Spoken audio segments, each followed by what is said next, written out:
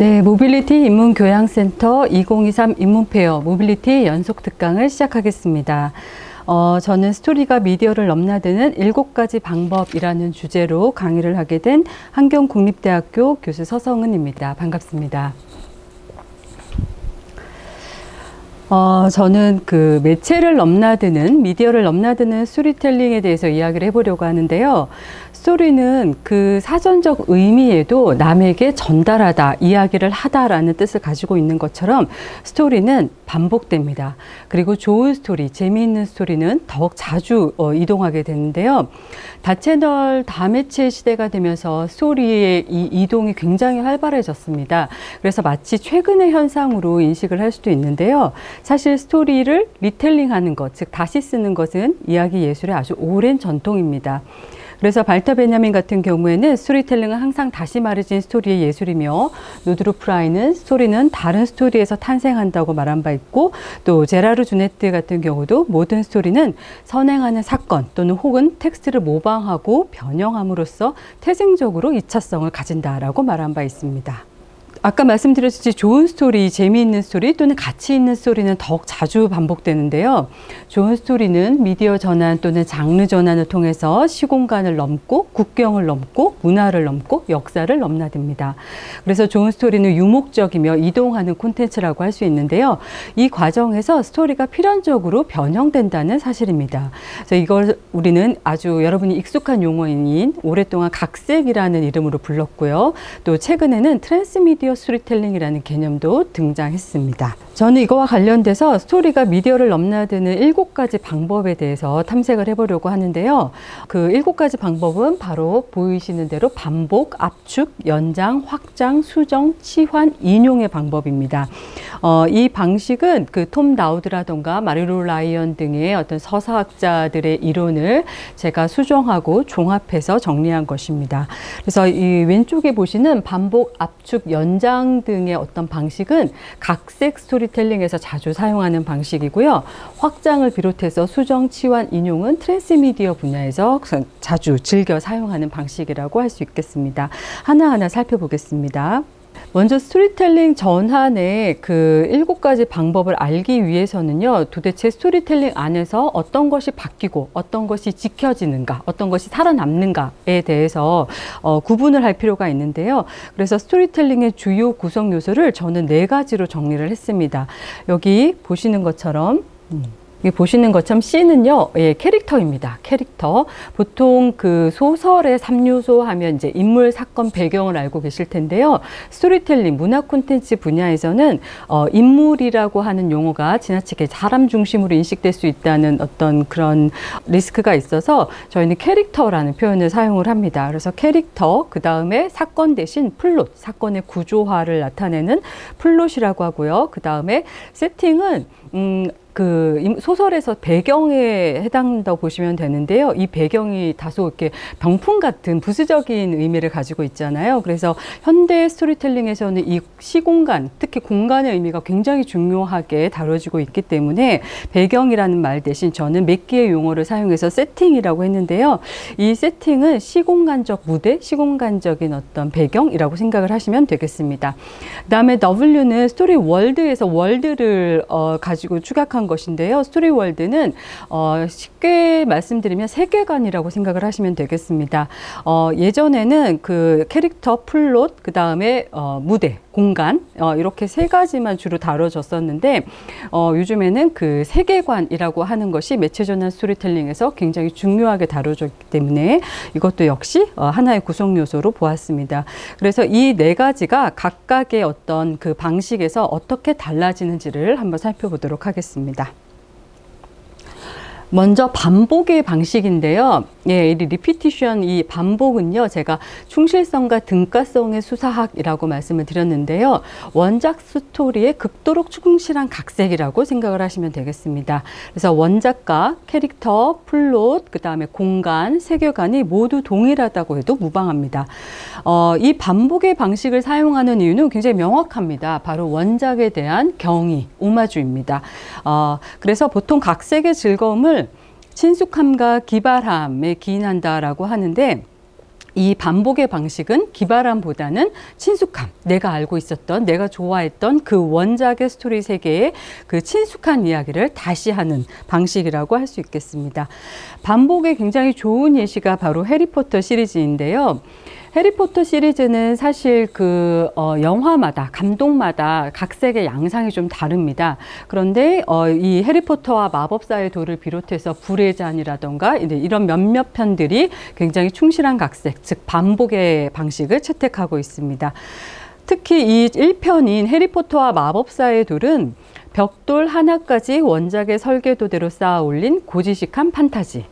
작가 조앤 롤링의 비전에 할리우드의 호화로운 프로덕션 파워가 충직한 시종으로 복무한 책 읽어주는 영화라는 평가가 있을 정도로 굉장히 충실한 각색을 보여줍니다. 그래서 원작 팬덤에 굉장한 적극적인 호응을 받았는데요. 이렇게 쇼트 포 쇼트 수준의 충실한 각색이 가능했던 배경은 바로 원작자 조앤 롤링의 적극적인 개입이 있었기 때문입니다. 조앤 롤링은 판권을 팔면서 굉장히 까다롭게 이제 조건을 내걸었는데요. 일단 원작의 스토리 세계를 훼손하지 말 것. 그리고 배우들도 해리포터를 비롯해서 배우들도 영국 배우로 사용하고 촬영도 영국에서 할 것이라는 거 조건을 내걸면서 철저하게 영국적 영화로 만들 것을 제시를 했습니다. 해리포터가 보여준 이 또 하나의 성취는요, 반복의 방식이라 할지라도 사실 표현 양식이 소설에서 영화로, 소설은 텔링의 방식, 즉 텍스트 기반의 말과 글을 사용한 텔링의 방식을 사용을 합니다. 그러나 영화는 쇼잉, 즉 보여주기의 방식을 사용을 하죠. 그래서 스토리가 동일하다고 할지라도 이 표현 양식의 전환 문제가 발생을 할 수밖에 없는데요. 이 전환, 그 코드, 약호의 문제를 굉장히 성공적으로 수행했다는 점에서 의미가 있는 영화라고 할 수 있습니다. 그래서 독자 관객들이 소설을 보면서 상상했던 것이 영화를 보면서 너무나 경이롭게 구현됐다라는 측면에서 굉장한 만족감을 표현했던 그런 영화라고 할 수 있겠습니다. 두 번째는 압축의 방식입니다. 컨덴세이션이라고 하는 건데요. 생략 혼합을 통한 부피 줄이기라고 제가 요약을 해봤는데요. 이 압축의 방식은 사실 스토리텔링 전환 연구에서 국내외적으로 사실 가장 주목받지 못한 분야 중에 하나입니다. 그리고 제가 적극적으로 제기하고 있는 분야 중에 하나인데요. 대부분의 독자 관객과 연구자들은 원작과 후속작의 스토리 세계의 변형을 비교하면서 무엇이 빠졌고 무엇이 추가되었지에 집중을 합니다. 그런데 이 압축은 원작의 새로운 요소를 더하는 것이 아니라 원작의 스토리의 어떤 일정 부분을 생략을 하고 또 이것과 이것을 혼합하면서 새로운 통합체를 형성하는 방식입니다. 그래서 압축의 방식은 집합 형상과 혼합 형상의 두 가지로 대표될 수 있는데요. 집합 형상은 A와 B를 합치고자 할 때 A를 대표 형상으로 내세우는 방식입니다. 예를 들면 캐릭터가 A라는 캐릭터와 B라는 캐릭터가 원작에 있는데 후속작의 그 스토리 세계에서는 이 둘을 다 담지는 못하는 한계가 있는 거예요. 그랬을 때 B를 생략하거나 또는 A를 생략하는 것이 아니라 A에게 B의 기능들, 특성들을 몰아주고 대신 A를 대표 형상으로, 예를 들면 이름이라던가 아니면 외모라던가 하는 식으로 대표 형상으로 내세우는 방식입니다. 혼합 현상은 A와 B를 합치면서 어떤 하나를 대표로 내세우지 않고 양쪽을 고루 섞어서 굉장히 익숙하지만 낯선 독특한 환상성을 창출하는 방식입니다. 그래서 이건 A도 아니고 B도 아닌 것 같은데 또 A의 특성도 가지고 있고 B의 특성도 가지고 있는 굉장히 혼합하는 그런 방식이라고 할 수 있겠습니다.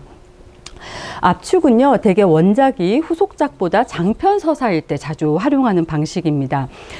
최근 웹툰이라던가 웹소설이 영상 콘텐츠의 시나리오 기지다, 영상 콘텐츠의 보고다 할 정도로 어떤 원작 서사로 굉장히 곽강을 받고 있는데요. 이게 그 TV 드라마나 영화로 전환될 때 하나의 이제 문제가 그 특유의 장편성입니다.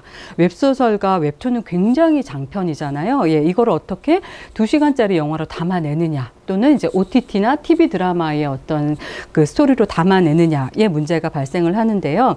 그래서 이제 각색 작가들이 매체 전환에 어려움을 겪는 경우가 많습니다. 그럴 때 보통 만약에 이제 이런 웹툰 같은 장편을 영화로 만들어 2시간짜리 영화로 만들어야 된다라고 했을 때 도저히 담아내기가 어려우니까 만약에 1부, 2부, 3부로 원작이 구성되어 있다라고 하게 된다면 뭐 1부를 통으로 생략한다거나 아니면 3부를 생략한다거나 하는 식으로 그런 방식을 시도하는 경우가 많은데요. 저는 그런 방식은 효율적이지 않다고 봅니다. 그래서 원작의 스토리 세계를 최대한 담아내려는 노력을 압축의 방식으로 구현 가능하다라고 주장을 하는 것입니다. 그래서 압축은 원작의 손실을 최대한 피할 수 있는 효율적인 전략이라고 할 수 있겠습니다. 압축의 좋은 예시가 여러분이 너무도 잘 아시는 그 신과 함께입니다. 신과 함께는 웹툰을 영화로 만들었는데요. 이 웹툰에서는 그러니까 주인공이 등장을 합니다. 강림차사라고 하는 이 차사와 그 다음에 여기 지금 이미지에는 나와 있지 않지만 진기한이라고 하는 저승의 변호사가 나오는데요. 이게 영화화 되었을 때 원작 팬덤들이 굉장히 놀랐던 것이 그리고 당황했던 것이 강림차사는 이 하정우라는 배우가 맡았는데 진기한이라고 하는 이 그 두 주인공 중에 한 주인공이 사라졌다라는 사실입니다. 저승 변호사였는데요.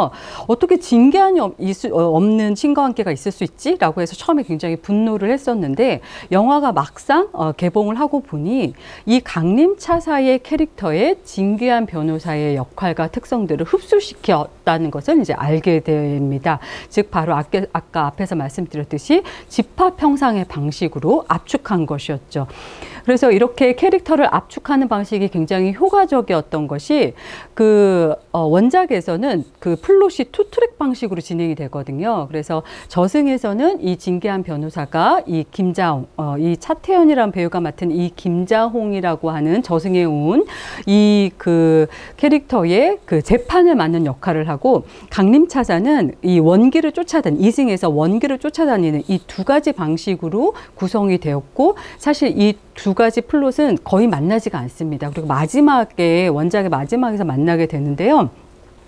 이렇게 평행한 투트랙 방식이 2시간짜리 영화에서는 사실 불가능한 방식이었다는 것이죠. 이쪽 저쪽 왔다 갔다 하면서 2시간 안에 모든 것을 담아낼 수 없기 때문에 캐릭터를 압축시키면서 이 강림차사가 이승과 저승을 왔다 갔다 하는 방식으로 플롯까지도 혼합하는 방식으로 전개가 되었습니다. 그래서 막상 개봉하고 나서는 굉장한 호평을 받았던 그리고 흥행에도 성공했던 영화 중에 하나입니다. 세 번째는 그 연장의 방식입니다. 이 연장, 익스텐션은 네 번째로 소개할 확장의 방식과 사실 영어 표기도 비슷하고 그 실제 그 방식도 사실 비슷해서 잘 구분이 안 될 수도 있는데요. 저는 이 연장을 원작에 대한 현미경적인 확대라고 이제 그 요약을 해봤습니다. 연장은 확대라는 점에서 원작 스토리 세계를 확대한다는 점에서 사실 확장이랑 근본 개념 방식은 똑같습니다. 그러나 연장은 완전히 새로운 이야기를 하진 않습니다. 원작 스토리텔링의 핵심 구성 요소를 변형시키지 않는다는 뜻인데요.